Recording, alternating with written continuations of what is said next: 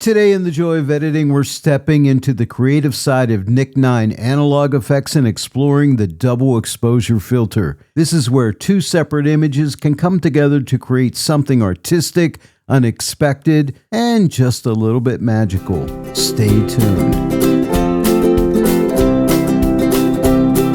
Hello everyone and welcome to the Joy of Editing with Dave Kelly. Today we're taking a look at the double exposure filter inside of Nik Analog Efex. This is a really fun creative effect because it lets us blend two images together and create a completely different mood or story from the original photograph. I'll be starting out in Photoshop, but you can also launch Nik Analog Efex from Lightroom Classic, DxO PhotoLab, or use it as a standalone application. Now, before we get started, DxO has a new summer sale going on from June 15th through July 10th. New customers only can save 20% off any DxO software by using my promo code KellySummer2026. My links are in the video description. When you use my promo code, I make a small commission, which helps support my channel, and I really do appreciate it. Well, let's go ahead and dive right in. As I said earlier, I'm starting out here in Photoshop. I'm just going to click on the Analog Efex button right here and click Open, and that'll send us into Analog Efex.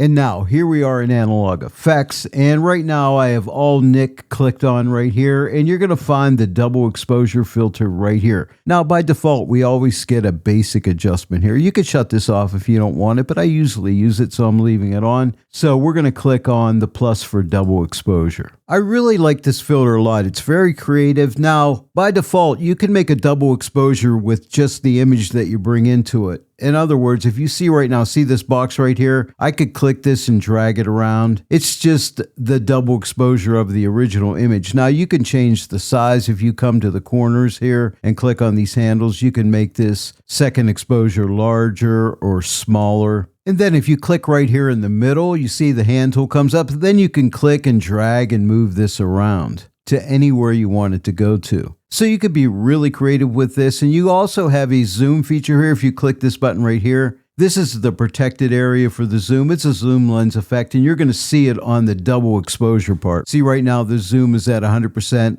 I'm on the right-hand side of the interface. I'll drag it in. See how the zoom changes a bit on the double exposure image. And then you have a rotate where you can really rotate that zoom. You can go 360 degrees or minus 360 degrees, go in both directions. So that's pretty cool. So you can get a lot of really cool special effects here. And then if you look to the right of the interface, we also have balance. So if I drag this the whole way to the right, we're seeing the double exposure. If I drag it the whole way to the left, you're seeing the original image, and then we can balance the two out. So with just a single image, you can get really creative here and have a lot of fun with this. But today I don't want to do a single image double exposure. I want to add another image to this image for the double exposure. So if we come to the right of the interface and I click this plus right here, your file browser will open up and you just need to point it to the image you want to use as a double exposure. And I want to use this image right here, so I'm going to click on it. It's a cityscape. I'll click open, and now we can see there is that image. Now, I know right now it doesn't look very impressive, but we got to work with this. So first off, what I want to do is come to balance. Right now it's balanced 75% to the right. I'm going to drag it over to the left. Now we can see the original image starting to come through. And I'm going to take it back a good bit.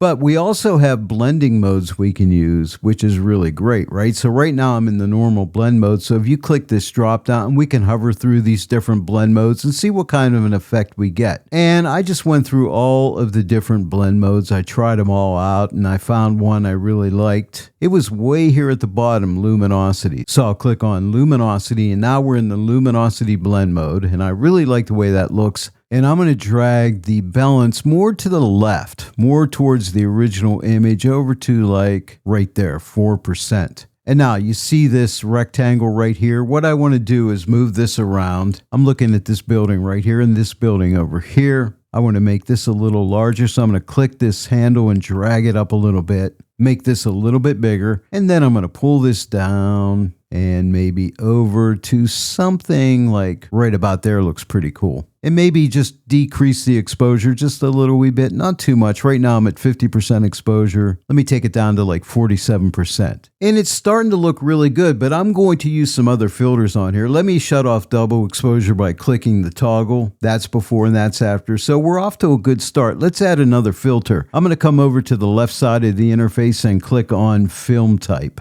Now, film type's nice. You got all of these different film types you could try. Like right now, we're in the warm group. This is a drop down. If you click it, you got warm, cool, subtle, black and white neutral, black and white toned. I used the one in the warm group and actually the first one, but let me click on a couple of these other ones. Like let's go to warm 2. You can see how the image changes. Let's try this one right here, and we'll try this one. Let's try one from another group. I'll click on the drop down. Let's go into cool and try some of these. I'll click on this first one. Let's click on this one right here. So you can see we get these different film looks here, okay? But I'm going to go back to warm because I really like this first one right here, Aiken 1. Now for film types, we can also adjust the fade. You know how faded the blacks are. So if I drag this to the right, we can really fade out those blacks.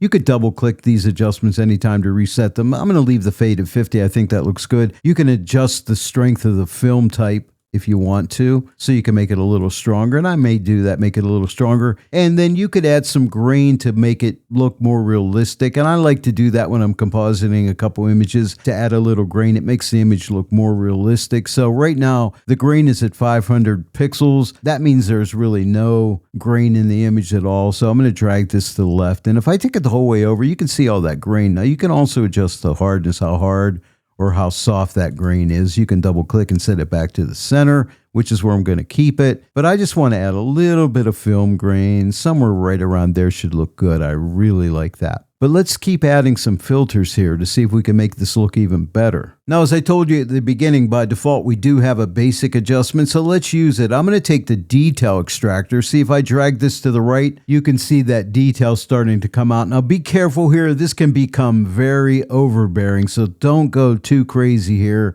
And I think maybe right around this area should be good for detail extraction.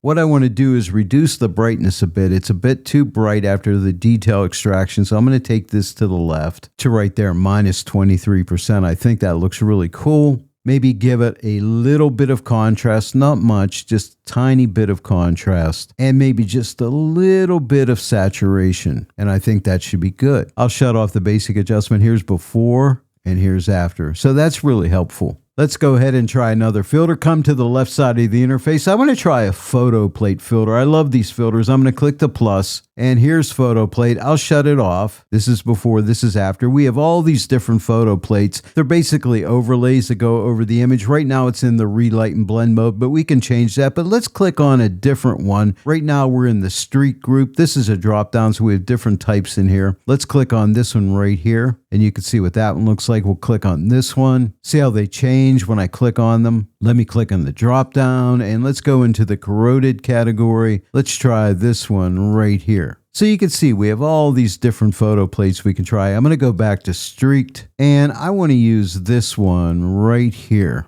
By the way, you could close these different filter groups by coming to the filter group and clicking like right here. You can close that. Click right here, close this one just to make this a little more neat. I'll click on the basic filter right here. And now here's our photo plate. Now I think the effect is too strong. So what I'll do is take the opacity to the left and reduce that to maybe right about here. Now you see this transform. This will basically invert this overlay. So if I click it, this area was light, now it's dark, so it's inverted. If I click it again, it goes back, and now this area is light. But I really like this photo plate, and that looks good. Now, don't forget about your blend modes, and they usually give you a good starting point blend mode. For instance, this one is relight, and if I click right here for the drop down, we have these different blend modes in here, starting with normal, and we can just hover over these blend modes and see what kind of an effect we get. But I want to come down here. We were on relighten. Here's hard light and here's soft light. I think I like soft light, so I'm going to click on soft light. And now I think I'll increase the opacity a little bit, make that effect a little bit stronger for the photo plate to maybe right there. And I like that. Let me shut off photo plate. That's before and that's after. Isn't that cool? I really like it. I think I have one more filter I want to add, and that's a vignette. So come back over to the left side of the interface and let's click the plus for lens vignette. And we can close the photo plate group by clicking right here. And right now you can see I have a round circle shaped vignette. I want to change that to a rectangle, so you can drag this along and you can see that line change, right? See, it's becoming more rectangular. So I'm going to go with a rectangle, and we can adjust the size, like make it larger or smaller. And I'm going to leave it right around 40%. Now, I think the vignette is too strong, so if I take the amount slider and drag it to the right, it'll lighten up that vignette a little bit. I do want a dark vignette. Once I hit 0, there's no vignette. But then if I go to the right of 0, we'll start adding a light vignette. But in this case, I want a dark vignette. So I'm going to come down to somewhere right about here. Now, you see the circle in the center. You can move this vignette around if you want to as well. So that's totally up to you. You have a lot of flexibility here in adjusting this vignette. Now, let me shut off the vignette. Here's the before and here's the after. I got to say, I'm really happy with the way this turned out, this double exposure, along with the other filters I've added here. So let's see where we started from. Let's come up and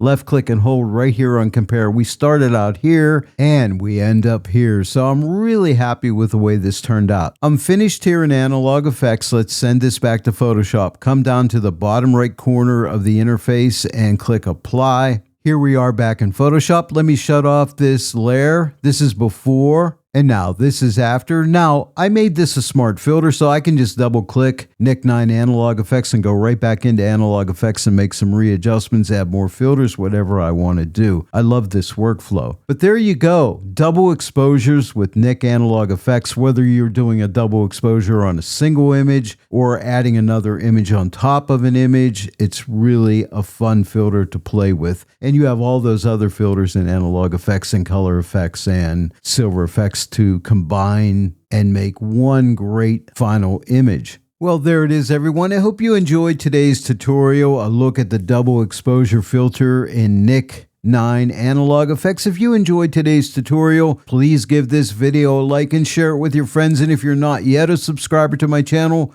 please subscribe. Click the bell notification icon. Click all so that you receive all notifications. And then every time I upload a new tutorial, you'll get notified about it. I want to thank each and every one of you for joining me today on The Joy of Editing with Dave Kelly, and I will see you all right here next time. But until then, happy editing.